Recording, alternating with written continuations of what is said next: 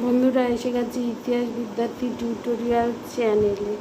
আজ আমি হরপ্পা সভ্যতার বৈশিষ্ট্য নিয়ে বলবো। হরপ্পা সভ্যতা প্রাচীন ভারত তথা বিশ্ব ইতিহাসের এক বিস্ময়কর অধ্যায়।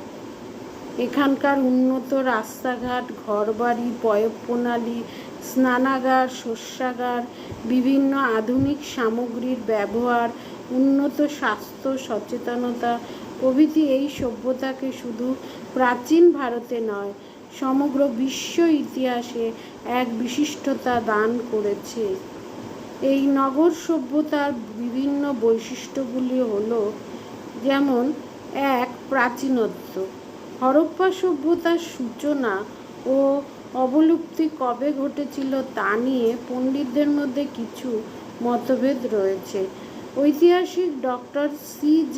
গ্যাড ও ডক্টর ফ্যাবি প্রমুখ হরপ্পা সভ্যতার বিকাশকাল হিসাবে 3000 খ্রিস্টপূর্বাব্দ থেকে 2800 খ্রিস্টপূর্বাব্দকে চিহ্নিত করেছেন। স্যার মার্টিমার হুইলার হরপ্পা সভ্যতার সূচনাকাল হিসাবে খ্রিস্টপূর্ব 2500 অব্দকে চিহ্নিত করেছেন। রমেশচন্দ্র মজুমদার, হেমচন্দ্র রায়চৌধুরী ও কালীকিঙ্কর দত্ত রচিত অ্যান অ্যাডভান্স হিস্ট্রি অফ ইন্ডিয়াতে হরপ্পা সভ্যতার বিকাশকাল হিসাবে মোটামুটি 3500 খ্রিস্টপূর্বাব্দকে উল্লেখ করা হয়েছে। সুমের ও হরপ্পা মহেঞ্জোদারোতে প্রাপ্ত শিলমোহর থেকে সাদৃশ্য লক্ষ্য করে স্যার জন মার্শাল অভিমত দিয়েছেন যে হরপ্পা সভ্যতার বিকাশ ঘটেছিল 3200 খ্রিস্টপূর্বাব্দ থেকে 2750 খ্রিস্টপূর্বাব্দের মধ্যে। কেননা সুমেরীয় শিলমোহরের তারিখ 3000 খ্রিস্টপূর্বাব্দের বলে মনে করা হয়। সব দিক বিচার করে 3000 খ্রিস্টপূর্বাব্দকেই হরপ্পা সভ্যতার সূচনাকাল বলে মেনে নেওয়া হয়েছে। সমকালীন সুমেরীয়, মিশরীয়, আক্কাদীয়, মেসোপটেমীয়, ব্যাবিলনীয়, অ্যাসিরীয় প্রভৃতি সভ্যতার সঙ্গে হরপ্পা সভ্যতার যোগাযোগ ছিল। ডক্টর মার্টিমার হুইলার মনে করেন যে বহিরাগত আর্যজাতির আক্রমণে হরপ্পা সভ্যতার পতন হয়েছিল বলে তিনি একটা প্রধান কারণ বলে মনে করেন। তার মতে ভারতে আর্যদের আগমনকাল 1500 খ্রিস্টপূর্বাব্দ। সেই অনুসারে তিনি হরপ্পা সভ্যতার অবলুপ্তির কাল হিসাবে 1500 খ্রিস্টপূর্বাব্দকে চিহ্নিত করেছেন। অধিকাংশ পণ্ডিত এই অভিমত গ্রহণ করেছেন। 2. বিস্তার। প্রাচীন হরপ্পা সভ্যতা সিন্ধু নদের অববাহিকা অঞ্চল ছাড়াও বহুদূর বিস্তৃত ছিল। উত্তর পশ্চিম ভারতের বিস্তীর্ণ অঞ্চলে অন্তত 1500টি কেন্দ্রে এই সভ্যতার বিভিন্ন নিদর্শন মিলেছে।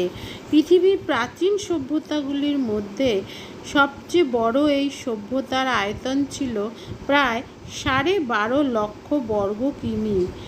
প্রাচীন মিশরীয় সভ্যতার চেয়ে হরপ্পা সভ্যতার আয়তন অন্তত 20 গুণ বেশি ছিল বলে মনে করা হয়।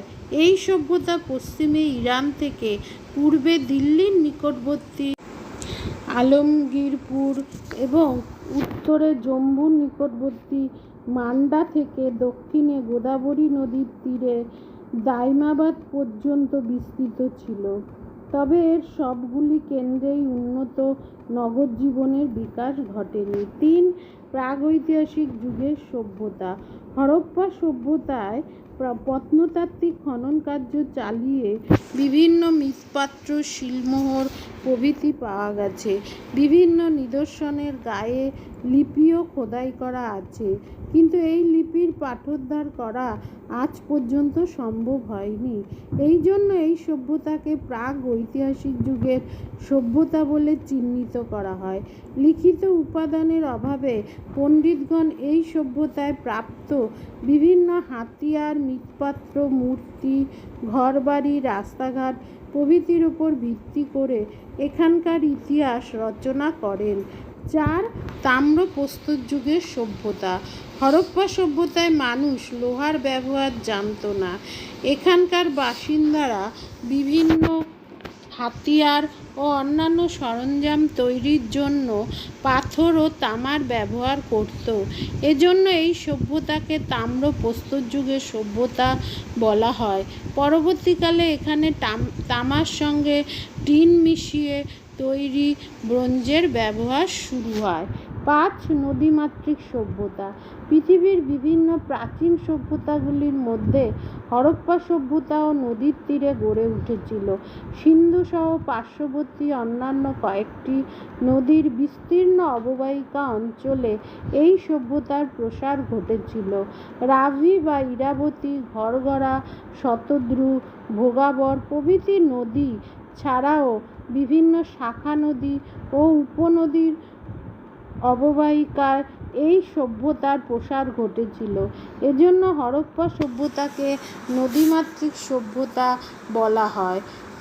6. নগর পরিকল্পনা। হরপ্পা সভ্যতা ছিল একটি সুপ্রাচীন নগরকেন্দ্রিক সভ্যতা। নাগরিকদের রুচিবোধ, কর্মপ্রচেষ্টা ও দক্ষতার দ্বারা এই সভ্যতা এক উন্নত নগর সভ্যতা হিসাবে নিজেকে প্রতিষ্ঠিত করেছিল। ঐতিহাসিক ডক্টর এল বাসাম মনে করেন যে এই নাগরিক সভ্যতার জন্ম দিয়েছিল মধ্যবর্তী বণিক সম্প্রদায়। হরপ্পা ও মহেঞ্জোদারো দুটি স্থানে উন্নত নগর সভ্যতার নিদর্শন মিলেছে।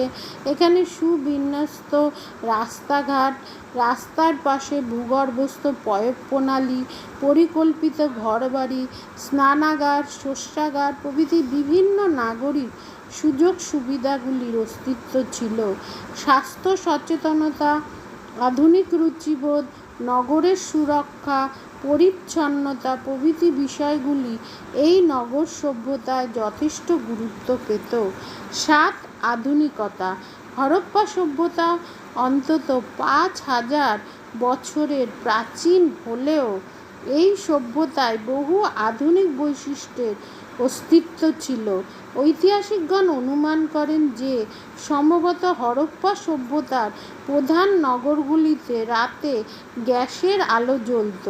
এই সভ্যতার অন্যতম গুরুত্বপূর্ণ কেন্দ্র চানুদারোতে খনন কার্য চালিয়ে এমন কিছু তথ্য পাওয়া গেছে যার ভিত্তিতে কোনো পণ্ডিত অনুমান করেন যে এই সভ্যতায় মেয়েরা আধুনিক যুগের মেয়েদের অনুরূপ lipstick, nail polish, vanity bag প্রভৃতি জাতীয় সামগ্রী ব্যবহার জানত। এছাড়া স্বাস্থ্য সচেতনতার বিষয়েও এই সভ্যতার মানুষ আধুনিক মানসিকতার পরিচয় দিয়েছে। সুতরাং হরপ্পার সভ্যতার বৈশিষ্ট্য বলতে আমরা বুঝি যে এই সভ্যতা সুপ্রাচীন সভ্যতা এবং এই সভ্যতার বেশিরভাগ অনেক কিছু প্রমাণ আজ পর্যন্ত পাওয়া গেল, কিন্তু যে লিপি ছিল সেই লিপির পাথরদার সম্ভব হয়নি বলে এই সভ্যতাকে প্রাগ ঐতিহাসিক যুগের সভ্যতা বলা হয় এবং এর বিস্তার বহুদূর পর্যন্ত বিস্তৃত ছিল। এটা বিশ্বের বৃহত্তম সভ্যতা বলে মনে করা, প্রাচীন সভ্যতা বলে মনে করা হয়। এছাড়া এরা ব্রোঞ্জ এবং তামা, প্রস্তর, পাথর প্রভৃতির ব্যবহার জানত। তারা লোহার ব্যবহার জানত না এবং এটা একটা নদীমাতৃক সভ্যতা ছিল। এর নগর পরিকল্পনা মানে আধুনিক যে কোনো নগরের পরিকল্পনাকে হার মানায়। সুতরাং এই সভ্যতায় আর যে জিনিস পাওয়া গেছে তার মধ্যে এটা প্রাচীন হলেও আধুনিকতার ছাপ স্পষ্ট ছিল বলে মনে করা হয়। আজ আসি, দেখা হচ্ছে পরবর্তী ভিডিওতে। চ্যানেলটা অবশ্যই সাবস্ক্রাইব করো।